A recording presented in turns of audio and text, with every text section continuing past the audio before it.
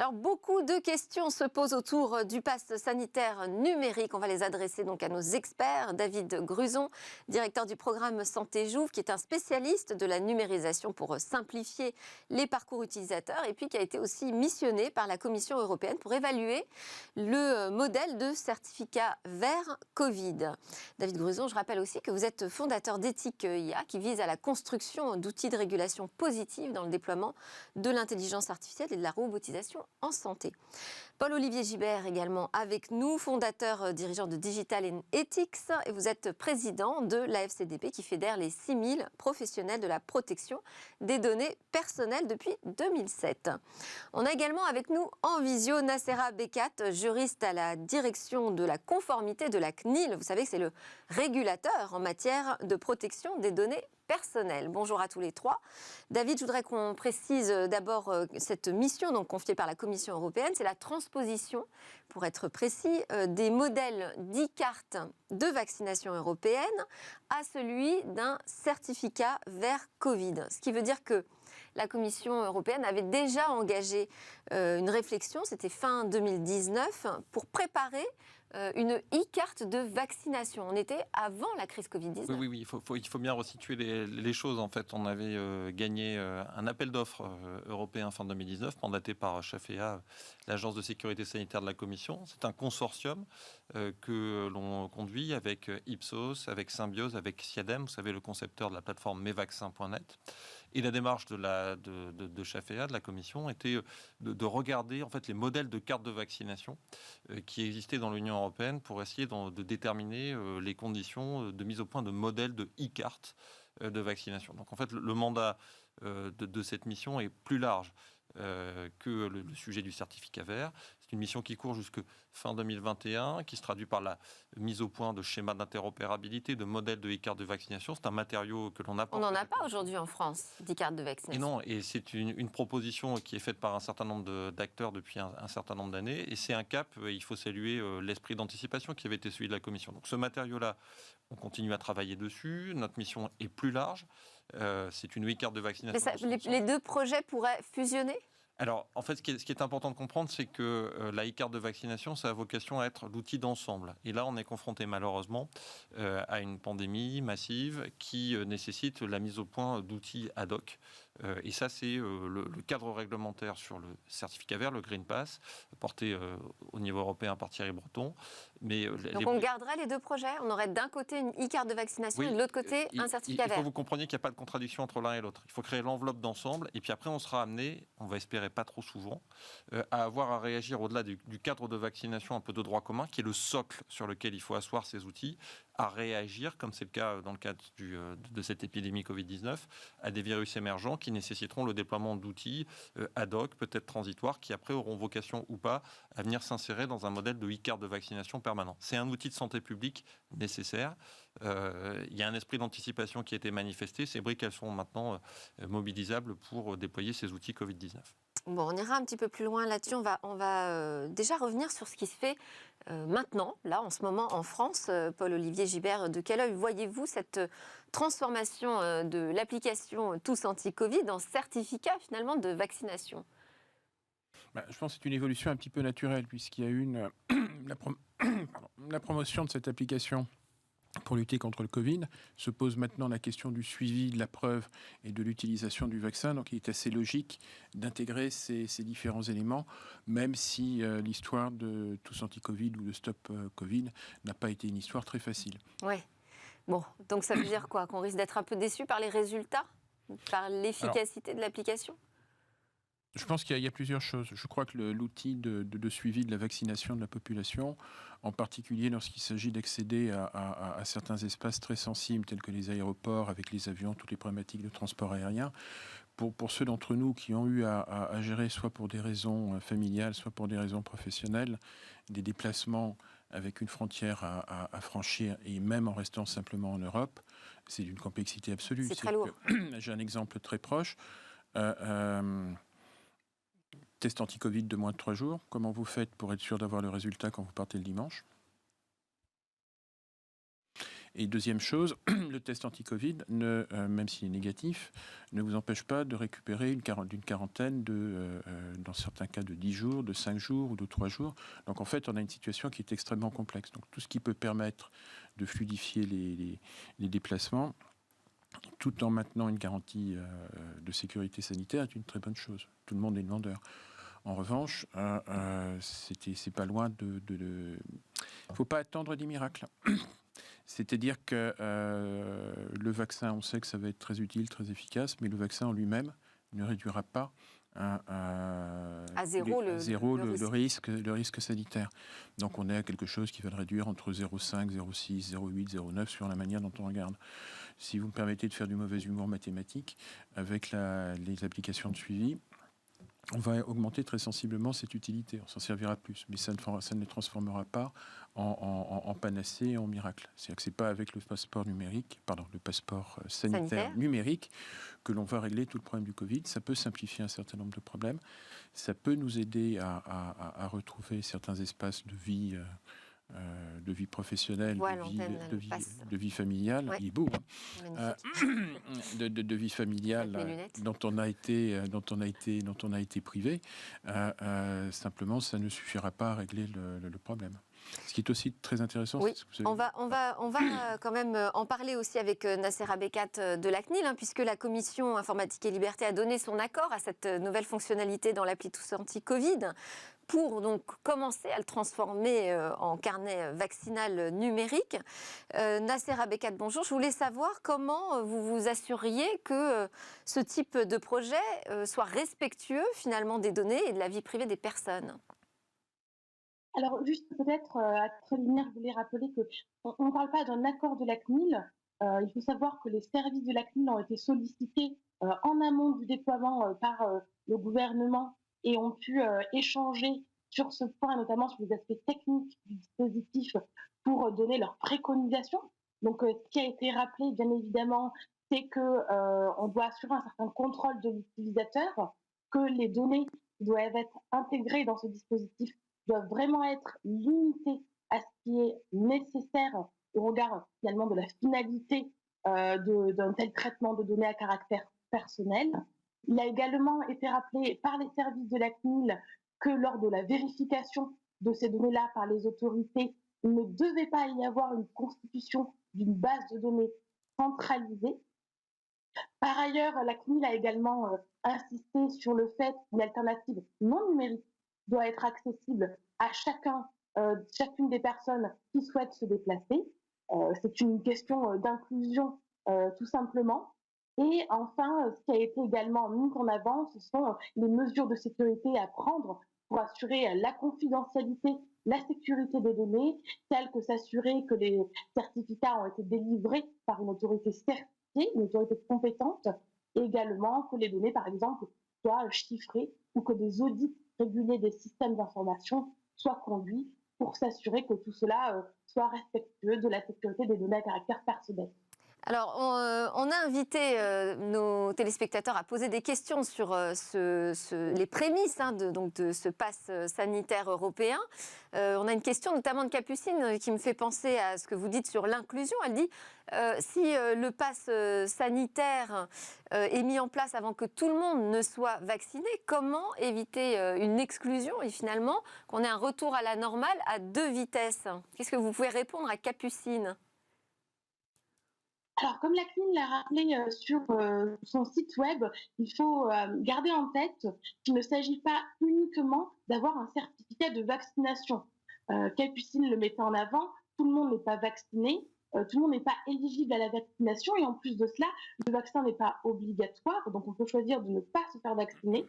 Ce qui est important du coup, et ce que la CNIL a mis en avant sur son site web, c'est qu'il y a également une possibilité d'avoir des certificats suite à un test à la Covid, donc un test PCR ou un test antigénie, ou également un certificat qui atteste que la personne s'est rétablie d'une infection ultérieure à la Covid-19, qu'on appelle un certificat de rétablissement.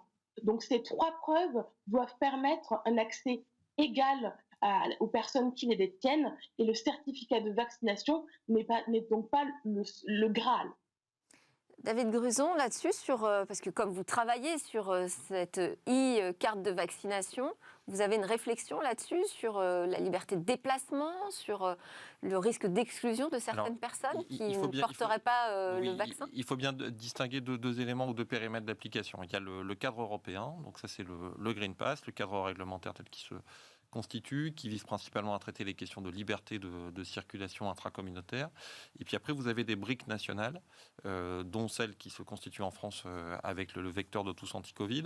La question étant celle du schéma d'interopérabilité de l'ensemble, dans le cadre du certificat vert, et puis plus largement, ça c'est notre mandat, dans le cadre d'une e-carte de vaccination, essayer de créer le schéma d'interopérabilité plus large.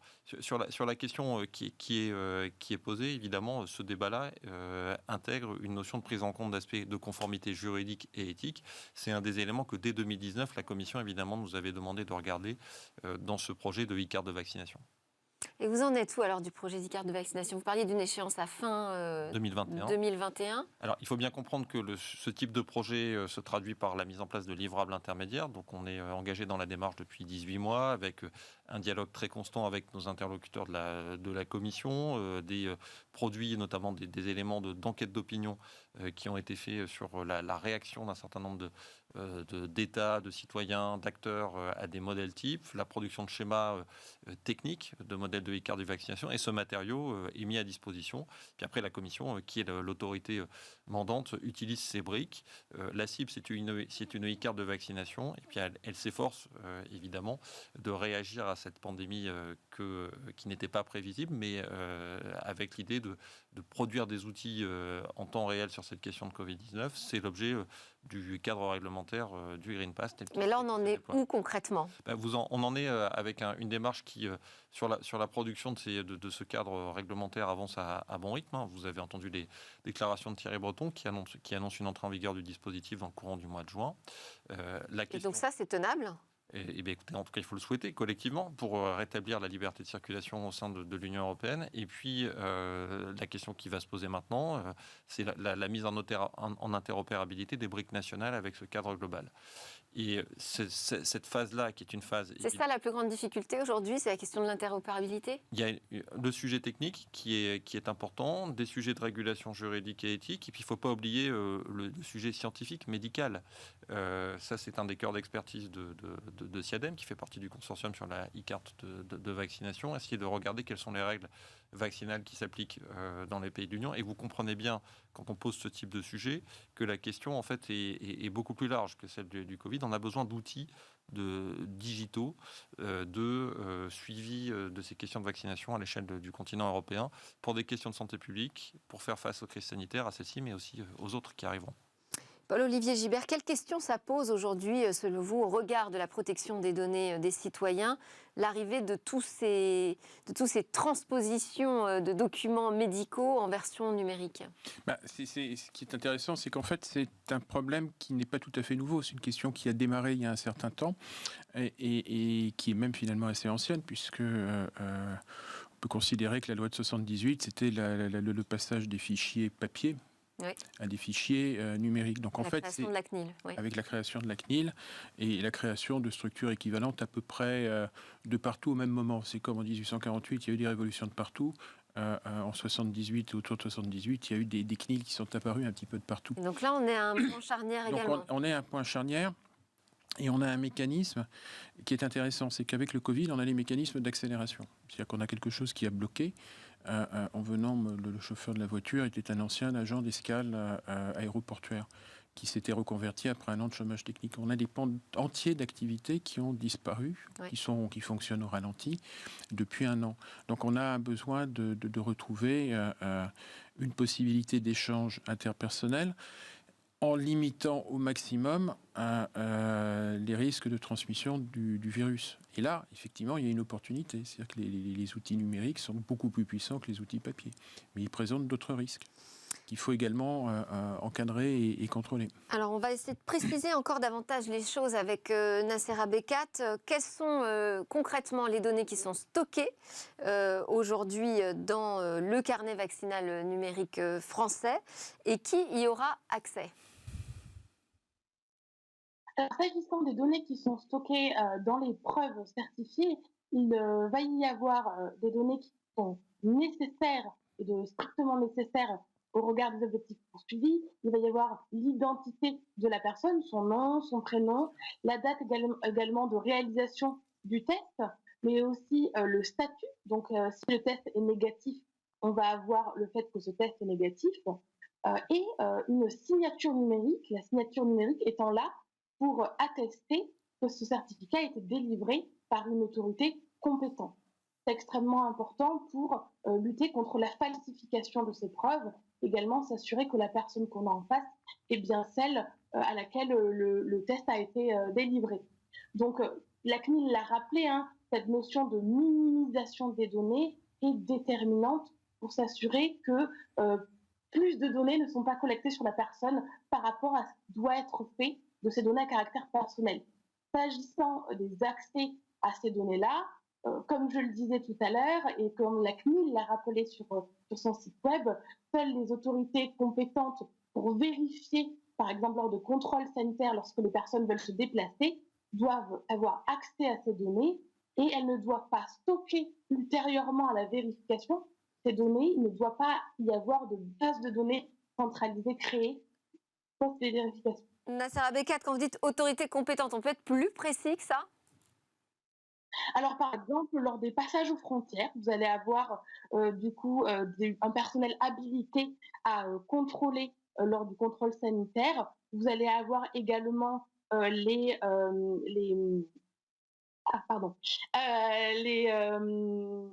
compagnies aériennes qui vont pouvoir contrôler également le certificat lors de l'entrée dans l'avion lorsque les gens veulent se déplacer. Oui, donc ça fait quand même potentiellement pas mal de personnes. Et alors, on a une question encore d'un internaute sur Facebook, Germain, qui demande comment protéger finalement nos smartphones en cas d'attaque. En fait, c'est intéressant ce qu'il dit aujourd'hui. L'enjeu, c'est cette identité numérique sécurisée. Elle va être dans notre smartphone, protégée par une technologie QR code. Est-ce que cette technologie est suffisamment fiable ? Qui veut répondre à cette question ?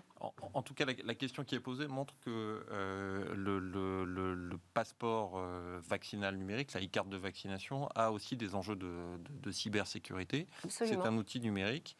Il y a des questions de cybersécurité globale sur les outils numériques. On l'a vu pendant cette crise sanitaire avec un certain nombre de cyberattaques qui ont été dirigées vers des établissements de santé. Il y a aussi des questions un peu plus spécifiques qui sont liées au fait que là, on traite des données de santé plus sensibles. Donc, il faut s'entourer évidemment d'éléments de protection complémentaires. Et alors, est-ce que le QR code, c'est pas un peu fragile comme technologie ? Il peut y avoir plusieurs manières de gérer cette technologie. En tout cas, il y a la nécessité d'avoir des clés d'identité, la nécessité d'apporter un certain nombre d'éléments de vérification. On peut avoir le recours à des technologies algorithmiques permettant de sécuriser les éléments. En tout cas, ces choix-là, ce que j'essaye de dire, c'est qu'ils sont à prendre en compte dans une logique de sécurisation de ces outils qui serait au fond le même type de cadre d'analyse qu'on doit avoir avec l'ensemble des outils numériques. Oui, mais enfin, on voit que ce n'est pas toujours le cas. On a beaucoup d'exemples de fragilité, notamment dans le secteur du logiciel. Oui, sans doute. C'est pour ça qu'il faut avoir une attention tout à fait particulière sur ces outils. C'est pour ça que la question de l'interopérabilisation des systèmes au sein de l'Union européenne est une question assez clé, parce que qui dit interopérabilité dit aussi éléments d'interfaçage, et donc il faut avoir une attention particulière sur la sécurisation de ces points d'interface. Bon, donc vous dites à Germain, c'est pris en compte aujourd'hui ? En tout cas, ça fait partie des attentions très fortes des porteurs de ce sujet au niveau européen. Et c'est une préoccupation importante. Merci Germain pour cette question.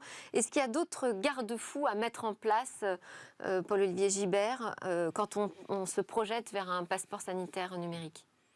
Il y a énormément de garde-fous à mettre en place. Il y a toutes les précautions technologiques que l'on vient d'évoquer, de façon à ce que ce soit difficile à hacker, difficile à attaquer, sachant que, comme on le dit, même si c'est un peu une forme de tarte à la crème, il n'y a pas de risque zéro. Donc on n'aura jamais une sécurité absolue dans ces domaines-là. En revanche, on doit être très exigeant en matière de sécurité dans ces domaines. Et il y a aussi les cas d'utilisation.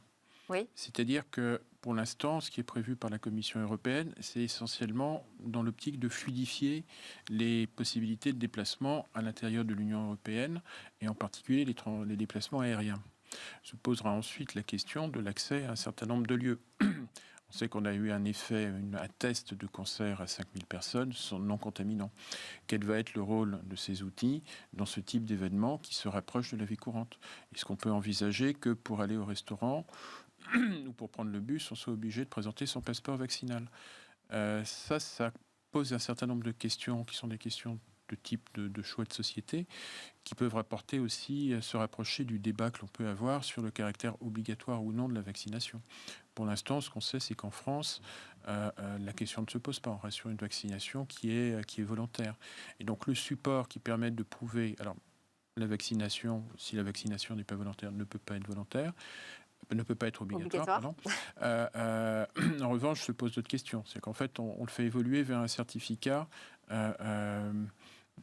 entre guillemets d'être non porteur du virus. Ouais. Le PCR, je ne suis pas malade actuellement. J'ai été malade, mais je suis guéri. Et donc, a priori, je ne suis plus malade. Et j'ai été vacciné. Or, on sait que c'est des choses qui sont relatives. Donc, ce n'est pas des absolus. Donc, il y a quand même un certain nombre de réflexions à avoir sur la confiance que l'on veut donner. Ouais, oui, exactement, les cas d'usage. Est-ce que ce sont des cas d'usage pour des déplacements exceptionnels ou des événements exceptionnels, ou est-ce que c'est quelque chose qui va redescendre plus près de la vie des gens? Alors, pour l'instant, je voulais aussi faire réagir, mais il nous reste 1 minute. Donc, vraiment très rapidement, Nasser Abékat, sur les cas d'usage. Pour l'instant, ce qui se fait en France, en tout cas, là, cette première expérimentation de carnet vaccinal numérique, reste très limité. Le président nous dit ce ne sera pas obligatoire, ce sera vraiment sur certains événements. On avance à pas très prudent. Alors oui, et comme le disait M. Gilbert, l'usage est assez déterminant dans l'analyse qu'on peut faire du dispositif. La CNIL l'a rappelé, l'usage aujourd'hui est limité aux déplacements, et notamment lors de passages aux frontières.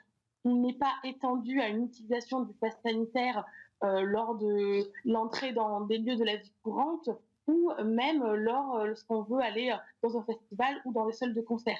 Ça, c'est quand même un sujet qui pose des questions spécifiques, aussi bien juridiques, techniques que sociétales, sur lesquelles la CNIL sera amenée à se prononcer si le gouvernement décidait d'aller dans cette voie-là. C'est ça, c'est que vous allez à nouveau réétudier à chaque cas d'usage et chaque évolution technologique le sujet. Merci beaucoup Nasser Abékat, juriste au service des affaires économiques de la CNIL, pour le partage très clair d'informations.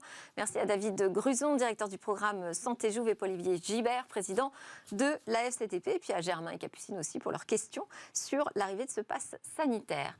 On passe à notre rendez-vous Game Business, on va parler du phénomène Roblox.